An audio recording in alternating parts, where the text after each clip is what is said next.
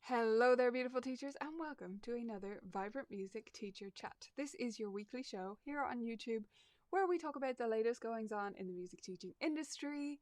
I share a little catch up about what's going on in my studio and connect with you about yours, and we go into one special topic each week. This week, we're going to be talking about social media marketing, and I'm going to give you my perspective on that. Before that, we will do our warm up together, so that should be really fun. And before we get to either of those, I wanted to tell you about a challenge we have coming up next week. So if you go to vibrantmusicteaching.com/challenge, you can find the sign up for our challenge. It's starting next week, so if you're watching this later, you won't be able to join in, but there may already be the details for the next challenge, whatever it is, at that same link. Right now, though, you can sign up for this challenge. It's called the No More Overwhelm Challenge, and it's starting on Monday, so now is the perfect time to sign up. Join us for 5 days. It's totally free, and it's loads of fun. These challenges are always really fun to run. So I hope I will see you inside our private Facebook group for that. If you have any questions about anything at all, please do ask them during the show. I get back to all the questions at the end that start with the word question. So just put question followed by your question, and I will be able to spot those and search for them at the end to make sure I get to all of those and make sure I answer any questions as we wrap up. Now, the questions can be about anything. They don't have to be about social media marketing, so especially if you have an off-topic question, just make sure to start with the word question and then write it in whatever it is at any point during the show, and we'll get back to those at the end. So, we are going to get into our warm-up next, starting with solfa. Alright, we're going to try another solfa railroad card. Where my mouse cursor was kind of looked like a dot, and I was like, how's that note dotted? Is there a mistake there? No, but I am on the wrong card, so let me just go back here. We're supposed to be on number 3. We have to do them in order. Okay, so what we're going to do here is just first go through and say the solfa, so say it with me or follow along as I do it. It goes mi, re, do, mi, re, do, re, mi, so, la, so, la, so. Okay, so that's the first step I always do with my students as well. If you didn't join in with me with that, do join in as we sing it. We're going to try it with the faster version right away today so that we can get to 2 cards so that our rhythm railroad and solfa railroad are matching. So that doesn't make sense to you? Don't worry about it. We're doing 2 solfa exercises today. So we're going to try the plain version. It's in the faster version. Sing along, hum along. If you don't know solfa, it doesn't matter. Just say do or hum or make up your own silly words about chocolate cake, whatever you like. Okay, give it a go.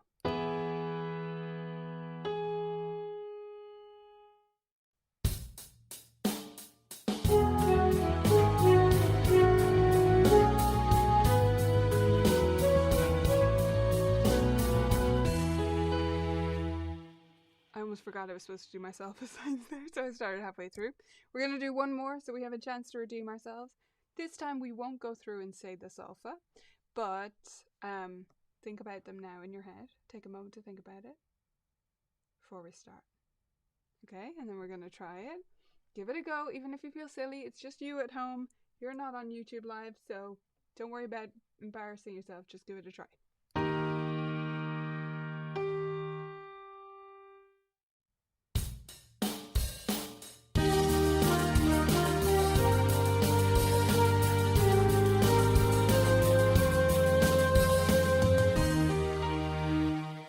As I've mentioned before, I'm not the best at doing the hand signs, so I take this opportunity to practice my skills with hand signs and, be that not quite beginner, but continue to improve my own skills in different areas.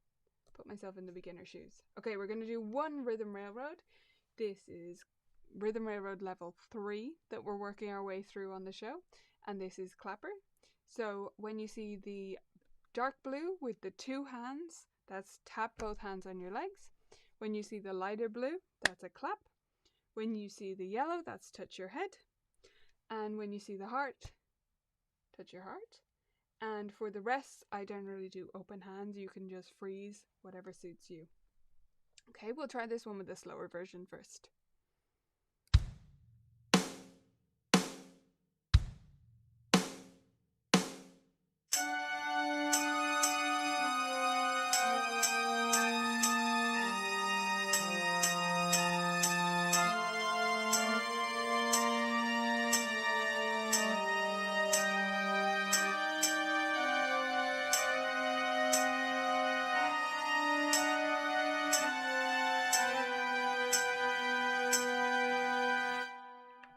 Awesome stuff. Let's try the faster version. If you didn't try it that time, or even with the solfa, this is your last chance to give something a go. So give it a try.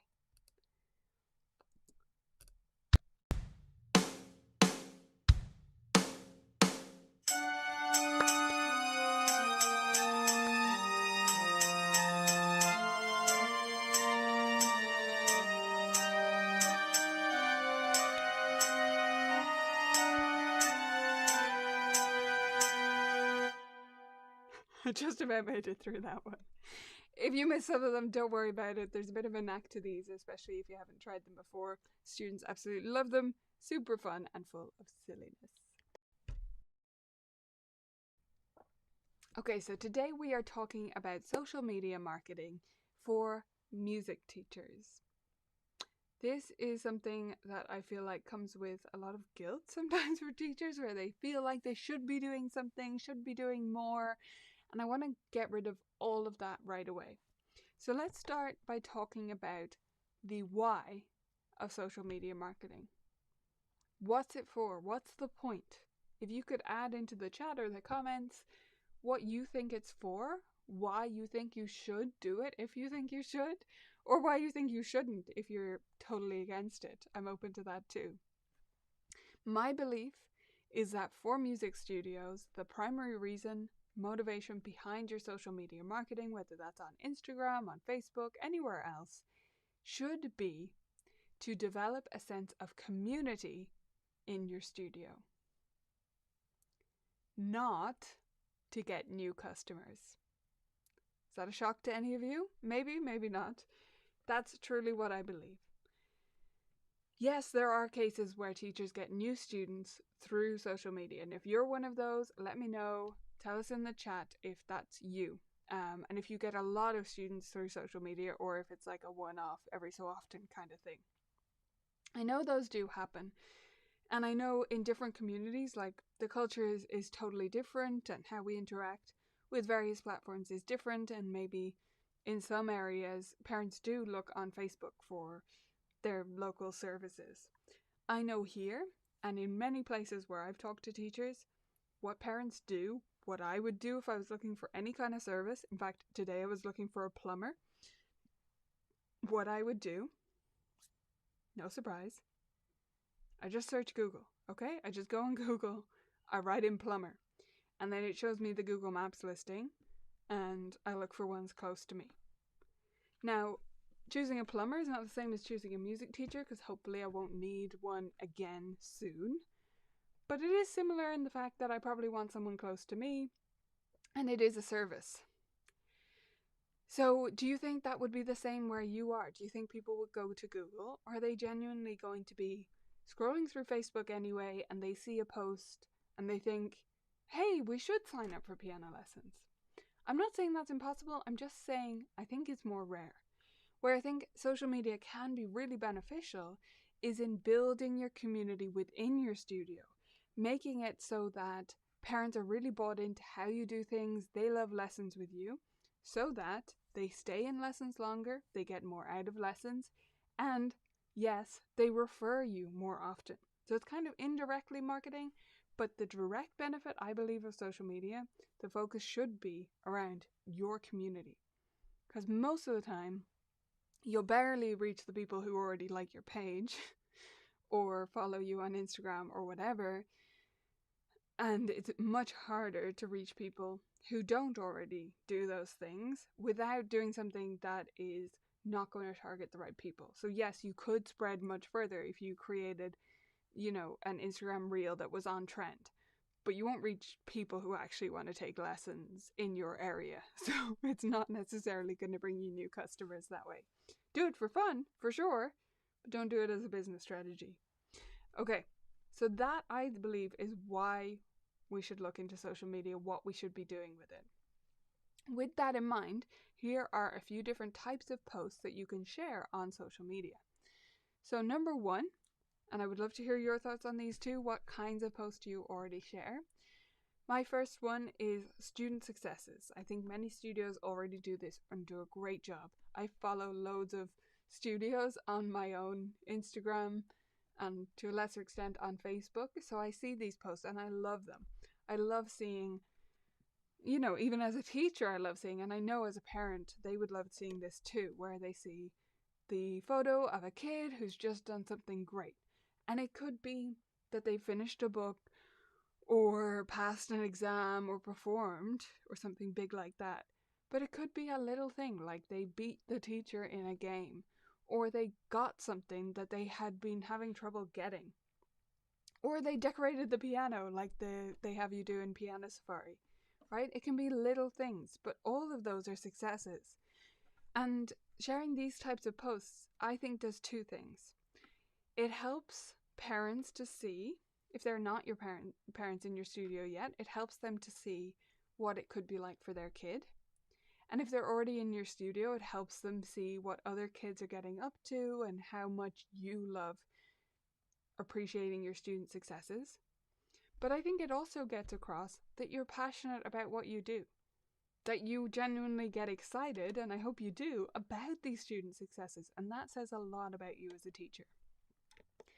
The second type of post I believe you should be sharing is more sporadic, but every so often I think you can throw in a get to know me type post. So this could be a little story from your own lessons growing up, a moment when you failed and picked yourself up again, a moment when you had a great success, a moment when you finally understood something that you didn't get before, a little insight about your relationship with your teacher, something you didn't learn about in your own lessons, or it could be something more current and off topic, like baking, or other hobbies you have, or other little tidbits about your life. Now, I think if your studio was all this, if your social media for your studio was all this, it wouldn't work at all. But I think sprinkled in, like once a month, maybe twice a month, these little tidbit posts could be really, really lovely and help to build that community, help parents and students get to know you. I know parents in my studio, a few of them anyway, follow our Instagram, and the students will come in and say, oh yeah, my mom showed me that on your Instagram. So like they share it with their kiddos as well, so they can learn little tidbits about you through those.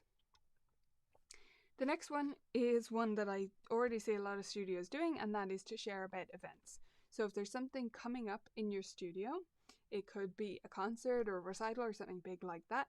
It could be a project you're about to start, a new book that you're going to start using, anything like that. Or it could be simple reminders about a studio break or something else you need to remind people about that's coming up. Definitely appropriate to post on your social media. Then I think it's really lovely to post about your own practice. So it could be little snippets from stuff you're working on, things you've been struggling with in your practice and how you're looking to overcome it, your favorite practice strategies and you actually doing those. Or maybe it's that you record a video of you improvising and share about how you'd like to do that to let your hair down, to relax. So snippets of you as a musician rather than a teacher is really lovely as well. And then tips. These could be tips about developing practice habits directed towards parents. They could be specific practice strategies. Even if students don't use those directly, it's an extra reminder. It's a reinforcer of stuff you're doing in lessons. Or they could be more general tips about different types of pianos, facts about pianos, or music history, little tidbits like that. And on top of all of these types, make sure you follow a few accounts that you could reshare. For example, if you follow our account, there might be things that you could post to your studio that would be relevant to parents. Make sure it's not directed towards teachers, as a lot of our stuff is, but some of it maybe would be interesting to share with parents. Or a particular one I would recommend is the Piano Parent podcast by Shelley Davis. So they have an Instagram for their podcast. I don't know why I'm saying they. She has an Instagram for her podcast. I think someone helps her on Instagram. That's why I was trying to think of who it was. But the Instagram shares different tips and fun little nuggets for parents because it's directed towards piano parents. So that would be a great one to follow so that you can reshare what they post as well. Again, let me know what types of content you post on your social media so we can add it to this list. Now let's talk about two other aspects of social media. So first of all, frequency. How often should you post? I feel like people would have expected this at the start, like they think of this as the number one thing, and I don't think it is at all. I think the frequency is almost not the least important. It is important in terms of the algorithm and all that stuff, but I don't think it should be your focus as a teacher. If right now you have a social media account and you never post to it, aim for one post a week. If you currently already do one post a week, or you get that up and running and you do it for like 3 months, aim for 2 posts a week. I would try and build it up like that, little by little, until maybe you get to daily or every weekday. And I think that's plenty. 1 post a day is loads, so I wouldn't aim for more than that. Unless you just love doing it and it's fun for you, and that's absolutely fine if it is. But if it's something that's real work to you, I would aim for 1 post a day or every 2 days as being a really good benchmark. And if you're just getting started, 1 a week is lovely. And then finally, scheduling. So I think it is the best thing you can do for your sanity around social media to start scheduling posts ahead of time instead of trying to do them in the moment. I do occasionally post things like going throughout my day on Instagram, but most things are scheduled. That doesn't mean they're like written by robots. We still wrote them as a team, and you would still be writing them as a teacher. They're still written by people, and they're still true and real and authentic. They're just written ahead of time, and there's nothing wrong with that. So I would highly encourage you to get on the scheduling train. And if you're, say, aiming for just 1 post a week, you're just getting started, then you can sit down and write 4 posts, schedule them to go out 1 per week, and you're done for a month. And then you don't have to do this again for another month, right? If you get into the routine of posting daily or 5 days a week, then maybe you schedule 10 at a time, and that's 2 weeks already in the books. Over time, you'll find that you can stack your scheduling task to be a little bit before that you run out of posts so that you start to build up this buffer and it gets a little bit further out. You can also schedule in a lot of the event stuff way ahead of time because you know when your fall break is going to be or whatever's coming up. So that stuff you can put in one go for a whole year. Now, in terms of scheduling tools, you can schedule natively within Facebook. So if that's your primary place you want to focus on, your Facebook page, then I would absolutely go ahead and schedule right within Facebook. No problem with doing that at all. You don't need a special tool. There are loads of tools out there if you do want to use them to schedule. Most of them will be paid, and there are so many, so I'm not going to mention a ton of them, but there's like Hootsuite and all of those types of tools. And then if you just want one for Instagram, Tailwind is a great way to go. Again, it is a paid tool, but if you want to get into this scheduling habit for Instagram, it is really useful to do so. If you're not going to be able to use a tool, you really don't want to pay for something, at a minimum, I would make yourself a little spreadsheet with a plan and then set reminders on your phone. That way, at least you don't have to be thinking about it all the time, like, oh, I should post, oh, what can I post? You can just set it aside, put it in your spreadsheet, set it aside, and know that you're going to be reminded. So you can do it and look at what it says in the spreadsheet, write it, send it, it's done, it's not on your mind for too long. So I hope that this gives you an overview of how I think about social media marketing, how you can use it for your studio, and what it is for. I do want to say that if you were thinking of this as a true advertising option for your studio, and you were a bit disappointed when I said it was actually for developing community, I do truly believe that. And I think that your time would be better invested elsewhere.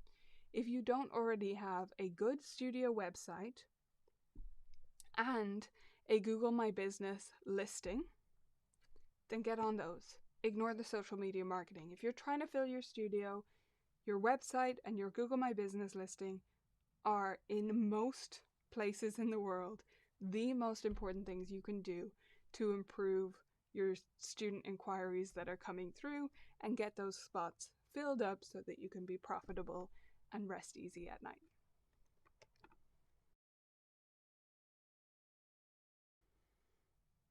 Hello, welcome to the Ask Me Anything section. So if you have a question, do type it in. I'd love to hear it. I went for this lovely elf costume today, and I kind of think it doesn't really work with my glasses on. Whoops, shook the table with my laughter. It's kind of better without the glasses, right? If you don't know this, I have pretty good vision, so I can still see you. It'll be fine.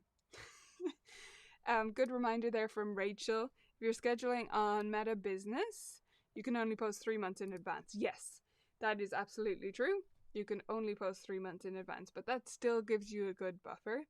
And you could start with that and then think about investing in a tool if it's something where you're thinking, oh, I really want to be able to do this further out. But I think 3 months is a great starting point. Okay, if you have any general questions, do write them into the chat. Will we try the glasses again? It looks really weird when I put them on behind the hair. Elves can have glasses, what's the problem? It's just that happens. It's doing its best, right? If someone just tuned in now, oh my gosh, they have no idea who I am, what I'm doing, what I'm on about. Okay, Google Ads. You know what? It's not my area of specialty.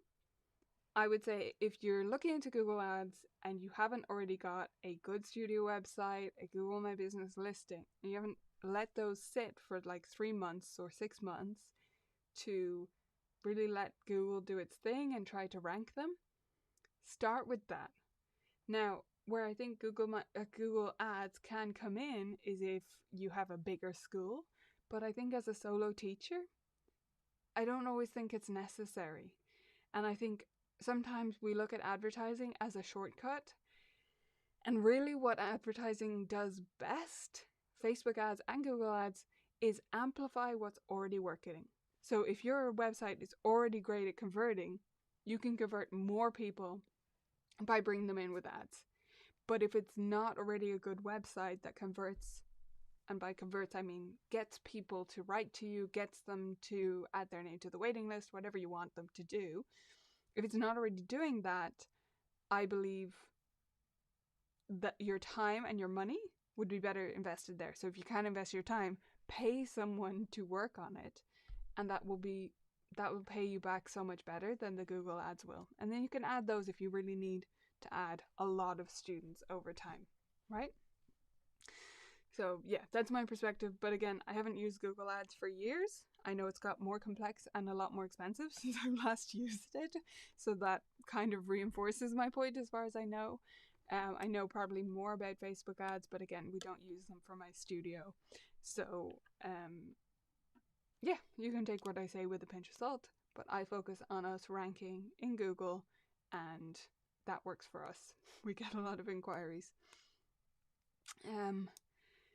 Yeah, our waiting list is usually bigger than our student numbers. Is it best to start a social media marketing campaign with Facebook or Instagram? I do not have social media account. Oh yeah, so should you start with Facebook or should you start with Instagram? Okay, I know I'm a broken record, okay? But I'll just say first, if it is about marketing and you haven't already got a good website and a Google My Business listing, start there. But if you do want to develop this sense of community and you already have those other things in place for your marketing, then I would start with Instagram personally. Facebook is fine, and people expect to see a Facebook page, but honestly, I don't think it's such a big deal if there isn't recent content on it, because most of the time, most of it isn't seen by people who follow it anyway. So I would tend to set up both. Set up your Facebook page just with static things, like put a post on there that's just general info about your studio, and just let it sit there. Yeah, it's more ideal to have recent content on there, like fresh content all the time, but it's not as big of a deal. So I would set it up anyway, but just leave it as a static page, just so that people, if they search for you on Facebook, you exist, they don't think you're a ghost. And then I would set up your Instagram one and focus on getting regular content on there, because it's more of a community building platform. Hope that helps. Okay, thank you all so much for joining me. I hope you enjoyed it as much as I did. I want to let you know that next week we are talking about how to fit more stuff, more content, more activities, more etc. into your lesson time. So how can we make the most of your lesson time? That's what we're talking about next week here on the show. And then the following week is a break, because it's actually Halloween break over here, and I'm going to be traveling to visit a friend of mine in the UK.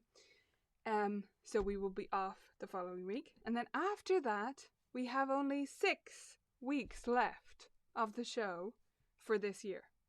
So I would love to hear, maybe before you go, you could add into the chat or write in the comments later, or just let me know somehow, what would you like to see covered in those final 6 weeks of the year? What topics would you like me to cover? This is a community show, so I want to make it relevant to you. So let me know what you'd love to see, and I will see you back here next week for tips on fitting more into your lesson time. Bye everyone.